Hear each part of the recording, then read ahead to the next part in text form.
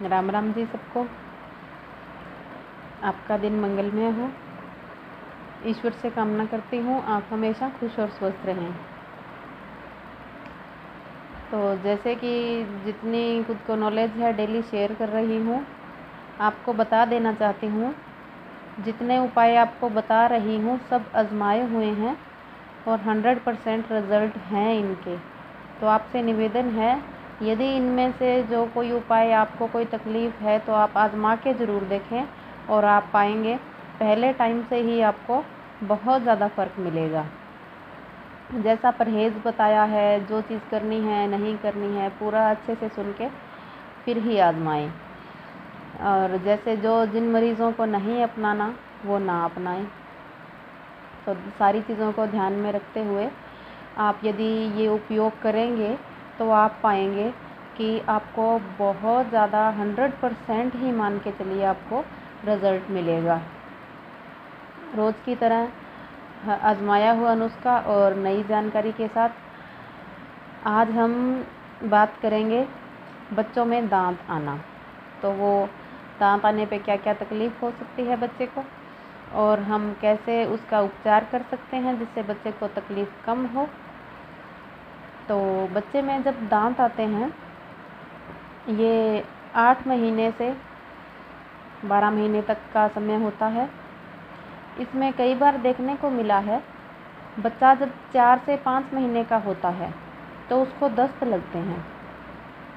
हम परेशान से हो जाते हैं किस वजह से दस्त है, इसको सर्दी हो गई है, इसको बुखार हो गया है, इसको क्या है, बुखार भी नहीं है, जुकाम भी नहीं है। तो उस स्थिति में क्या करें और वो दस्त होने का कारण क्या है। वो ग्रीन कलर के दस्त होते हैं, हरे दस्त जैसे दांत होने पे होते हैं वैसे। तो हम बच्चा बोल नहीं पाता, बता नहीं पाता, तो हम समझ नहीं पाते ये किस कारण से है। तो मैं आपको बता दूं जो 4 से 5 महीने में कई बच्चों को लगते हैं, हर किसी को नहीं लगते। जैसे कि आपको पहले बताया कि सबका शरीर अलग अलग है, सबके शरीर की अलग अलग तासीर है, किसको क्या सूट करेगा क्या नहीं करेगा सबका अलग अलग होता है। तो उसी तरह कई बच्चों का क्या होता है जो दांत 8 से 9 महीने के अंदर बाहर निकलते हैं तो वो अचानक से नहीं निकलते, माँ के पेट से मसूड़ों में नहीं बने होते। 4 महीने का जब बच्चा होता है उसके बाद मसूड़ों में बनने स्टार्ट होते हैं, जो लगभग 2.5-3 महीने में मसूड़ों में बनकर बाहर निकलना शुरू होते हैं। तो देखा गया है कई बच्चों में कि जो मसूड़ों के अंदर भी दांत जब बनना शुरू होते हैं तो वो तकलीफ़ सहन नहीं कर पाता। थोड़ा सा हल्का शरीर में बदलाव होता है, बहुत नाजुक शरीर होता है बच्चे का, तो वो यह चीज़ सहन नहीं कर पाता जिसकी वजह से उसे दस्त होता है। तो ये भी एक कारण है जो मैंने अपनी ज़िंदगी में मेरे बेटे के साथ ये हुआ तो मुझे ये नॉलेज हुई कि ये इस कारण से दस्त होता है जो 4-5 महीने में होता है। यदि बच्चे को बुखार भी नहीं है, जुकाम भी नहीं है, तो जब मसूड़ों के अंदर दांत बनते हैं उस टाइम भी बच्चे को दस्त लग सकते हैं। उस टाइम क्या करें, आप बच्चे को थोड़ा तुलसी रस दें। तुलसी रस शहद में मिला के, वही बस तुलसी रस आपको बताया। ताज़े पत्ते थोड़े कूट के रस निकाल लें, बहुत अच्छा। ताज़े पत्ते अवेलेबल नहीं हैं तो कोई भी तुलसी सवरस लें, अरक ना लें, सवरस, तो वही आपको रस मिलेगा। 1 चम्मच रस और आधा चम्मच शहद मिला के बच्चे को चटा दीजिए। दिन में 2 बार चटा सकते हैं। तो अब बात करें 8-9 महीने में जब दांत आते हैं तो बच्चे को किसी को बुखार होता है, किसी को दस्त होते हैं। तो ये कारण क्या है होने का, ये कारण है जो आपको बताया कि शरीर इतना बदलाव सहन नहीं कर पाता, उसकी पाचन शक्ति तो बहुत कमज़ोर होती है, छोटी होती है, तो इस वजह से वो अच्छे से पचा भी नहीं पाता।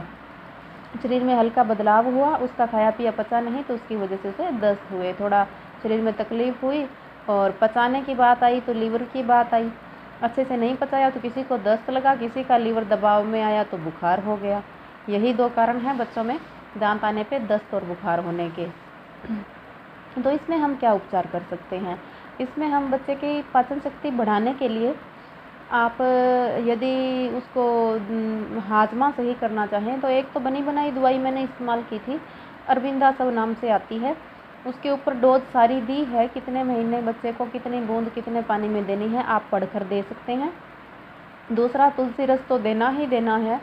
तीसरा, मसूड़ों से जब दांत बाहर निकलें तो बच्चे को जो दर्द और तकलीफ़ है वो ना हो, बुखार ना हो, उसके लिए सुहागा मिलता है, फिटकड़ी जैसा होता है, पंसारी की दुकान पे आसानी से मिल जाएगा, वो ले आइए।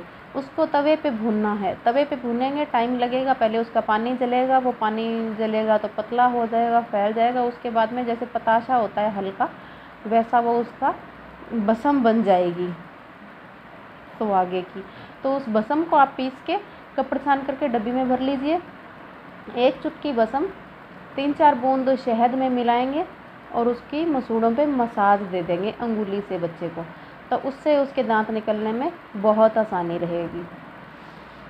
तो आपको मैंने बताया, एक तो अरविंदा सब आपको देनी है, एक तुलसी का रस देना है और एक सुहागे की आप मसाज कर सकते। जो तुलसी का रस आप बच्चे को चटाएं, वो भी थोड़ा उंगली से उसके मसूड़ों पे मसाज करके चटाएं, तो जिससे वो मसूड़े भी नरम हो जाएंगे, दांत बाहर निकलने में कम तकलीफ़ होगी और उसको पिलाया भी जाएगा, जिससे बुखार नहीं होगी, पाचन शक्ति बढ़ेगी, शरीर की इम्यूनिटी बढ़ेगी, जिससे दस्त और बुखार नहीं होगा। खाने में क्या दें? 8-9 महीने का बच्चा है, जो आप दे रहे हैं वही दीजिए। सब्ज़ी का पानी और दही दे सकते हैं मौसम के अनुसार। जैसे दही, जैसे आपको बताया, मौसम के अनुसार आप सावन का महीना ना हो, बरसात का महीना ना हो, तो आप दही दे सकते हैं। और नॉर्मल जो खाना आप खिलाते हैं, फल या सब्ज़ी, रोटी, दलिया, जो भी, वो आप दे सकते हैं। तो और बच्चे को दांत के समय ध्यान रखने के लिए कोई ख़ास बात नहीं है। जो कारण था आपको बताया, शरीर बदलाव सहन नहीं कर पाता, तो लीवर पचा भी सही नहीं पाता और उसमें उस पर ही दबाव आने की वजह से हल्का बुखार होता है। तो आप तुलसी रस लगा सकते हैं, सुहागा लगा सकते हैं और पीने में अरविंदा सब दे सकते हैं। यदि अरविंदा सब अवेलेबल नहीं है तो आप पाचन शक्ति बढ़ाने के लिए बच्चे को जो दादी नानी देते थे पुराने टाइम में हाजमे के लिए, जायफल घिस के आप दे सकते हैं, जिससे दस्त भी बहुत आसानी से बंद हो जाता है और बच्चा की जो पाचन शक्ति है वो भी बढ़ती है। तो जायफल भी आप आजमा सकते हैं। तो जायफल में थोड़ी शक्कर या शहद थोड़ा सा मिला के घिस के चटा दें। ये भी आप सारे नुस्खे आप एक साथ कर सकते हैं। मैं आपको बता दूं, थोड़ा टाइम का गैप रखें। जैसे कि सुहागे के अंदर भी शहद है, तुलसी के अंदर भी शहद है, तो इस दौरान बच्चे को घी ना दें, और दें तो आगे पीछे 4-4 घंटे का अंतर होना चाहिए। और दवाइयाँ देने में भी आप आधे घंटे का तो गैप रखें। जैसे आपने अभी तुलसी की मसाज की है, तो अभी सुहागे की ना करें, 2-2.5 घंटे बाद सुहागे की कर दें, उसके 2-2.5 घंटे बाद दोबारा आप तुलसी की कर दें। सुहागे की एक बार ही कर दें दिन में तो बहुत है। तुलसी आप दोनों टाइम दे सकते हैं, सुबह शाम। अरविंदा सब खाना खाने के बाद देना है, तो बच्चा दिन में 3-4 बार खाता है, थोड़ा खा पाता है एक बार में, तो उसको 3-4 बार जो भी बूंद आपको उस पर लिखी हुई है उसके अकॉर्डिंग दे। जायफल आप दोनों टाइम दे सकते हैं, एक टाइम भी दे सकते हैं, जैसा आपको उचित लगे, और इसमें कोई ख़ास परहेज़ नहीं है। तो ये था बच्चों में दस्त और उसका उपचार। आशा करती हूँ आपको पसंद आया होगा।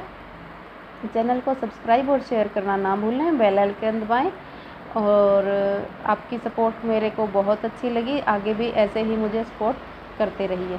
Thank you.